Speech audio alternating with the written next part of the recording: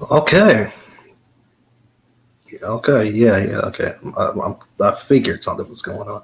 But yeah, here we are. It is the second to last day of the year. I know I'm very much late on this, but it's okay. It's the end of the year. We need to just kind of, just talk about some stuff here, So there are the WLL teams right there on your screen right there. I don't really particularly like the logos or the names or anything like that, but I mean, it is what it is. So the WLL Championship Series is going to be a thing in February of 2025, along with the PLL Championship Series returning for yet another year. So there are 4 teams there: the Boston Guard, the California Palms, the Maryland Charm, and the New York Charging. Again, don't particularly like these team names, but it's okay. Um, Again, we all know the rules of the format, so round robin will be February 11th to the 15th. The semis, which will be on an ESPN network, for both the PLL and WLL. Second place play the third place. First place gets a bye, and then the championships will be on the 17th. So that will be President's Day. Of course, our 4 that qualified for the PLL: the Boston Cannons, the Utah Archers, Maryland Whipsnakes, and the New York Atlas. And just to kind of oversee the schedule real quick, again, for the PLL Championship Series is just it's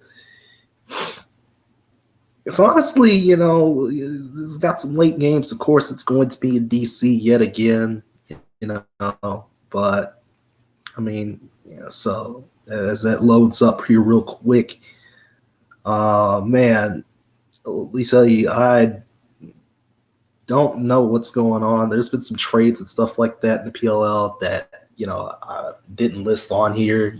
That they've happened, and and then there's some pretty good trades. I'll say that much. If I can get this thing to load up, it's not going to load up for me. Will it load? It hasn't loaded up for me. I don't know. We'll see if it shows up. But yeah, I'm all sharing that real quick. So yeah, so that's basically how that's going to work. The championship series is going to happen. And I'm gonna try and actively watch it this year. I know there have been some there in the last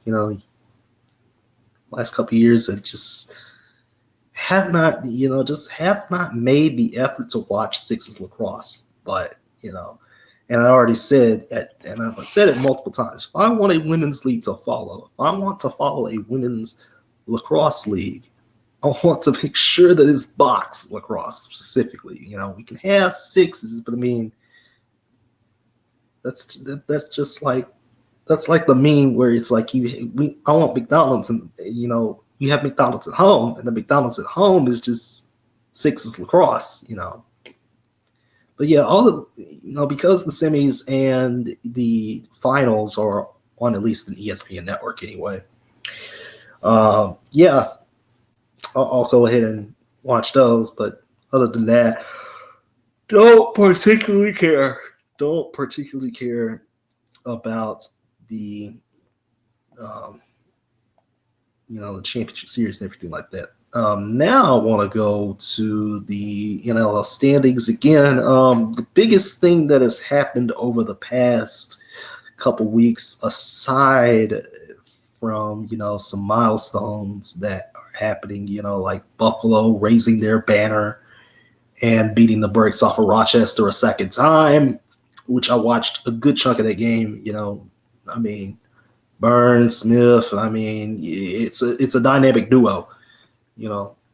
Connorfield's tried its best, but it just wasn't enough. So yeah, the NLL standings right now: the Swarm are 4-0, the Bandits 3-0. They're the only 2 unbeatens left. As you can see, the rest of the standings going on down. I'm a little bit surprised It's some of these, like the Seals are 2-2, which is crazy. Halifax and Albany are 1-3, crazy. The biggest surprise is probably Toronto being 0-4. I just don't get it at this point.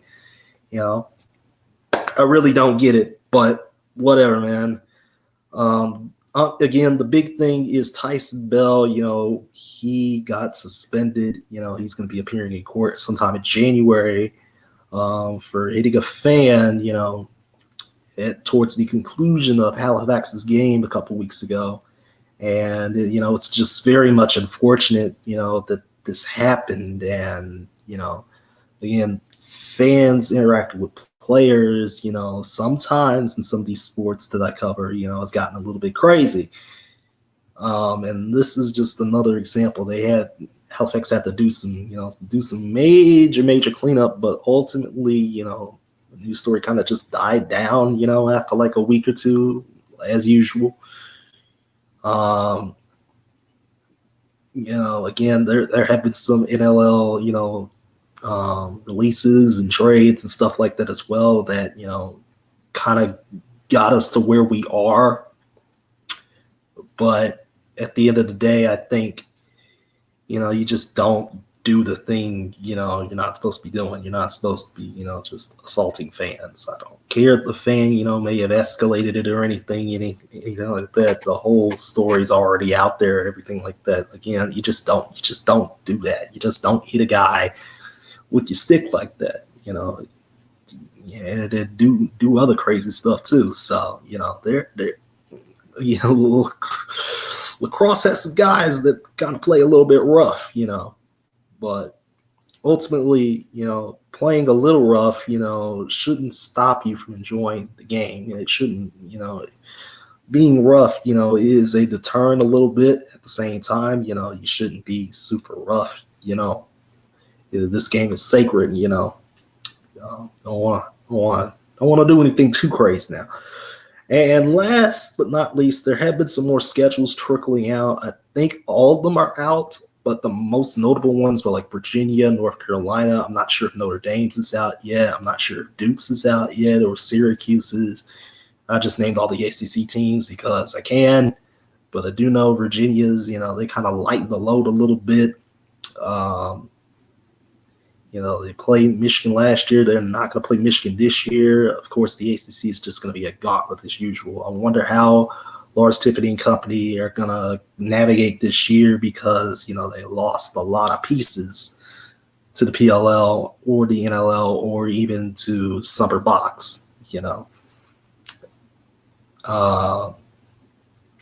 I'm not particularly worried, because again, the ACC to be a gauntlet this year. I'm not sure about some of the other, conferences because I know like teams like Dartmouth have loaded up on a schedule, or Penn, just absolutely loaded up, on a schedule.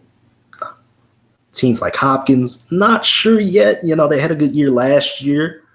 But I want to see, what they can produce. And again, I'll look more at rosters and stuff, as we go down the line and, come back and I'll talk, a little bit more about some of these rosters, what these teams are going to be looking like in the college game, because again, scrimmages start in about 3 weeks. So, most teams have like 1 to 2 scrimmages starting on like January the 21st or something like that, 18th. I'm getting my dates mixed up, but in between those scrimmages is when I'll have another lacrosse video for you all to talk again.